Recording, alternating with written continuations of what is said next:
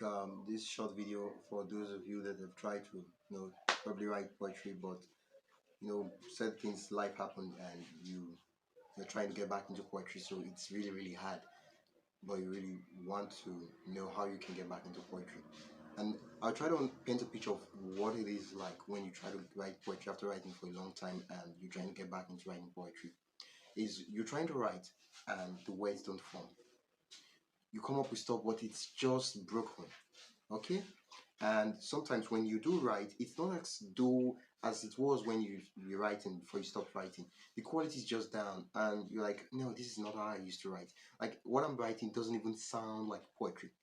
Like, I can't even call it poetry, and let it don't say it's bad poetry. At least it has to be poetry for me to say bad.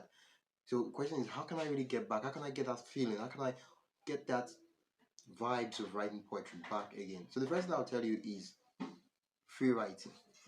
So what is free writing? It's simple. You have to start writing. It's more like you have this sword you've not been using for a long time. It's blunt. You have to start using it. Then you can sharpen the sword and it gets better every day. So you have to allow yourself to just write.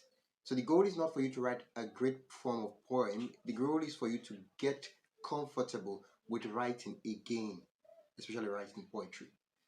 And when you get comfortable with writing poetry, then you can start writing different forms of poetry you're writing, and then your skill will become better. You get better at writing poetry, and you can have something to edit and reform and make better for publishing or sharing with others.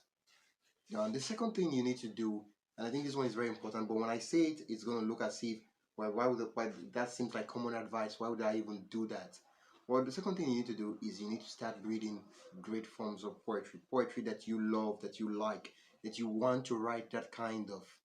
Because oftentimes when we try to get back into writing poetry, we are not reading poetry, and so that's the disconnect. You've not been writing poetry for a long time.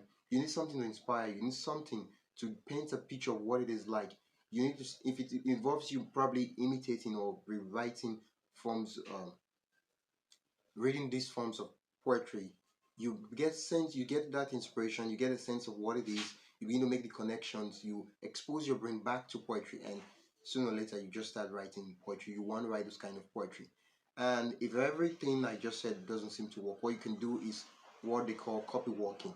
So what copyworking is, you look for a poet, you really love their poem and you want to write the kind of poem they write, and you take their poems and you rewrite them with preferably pen and paper. So when you try to recopy, you're not imitating or doing it, you're just copying, writing out the poem.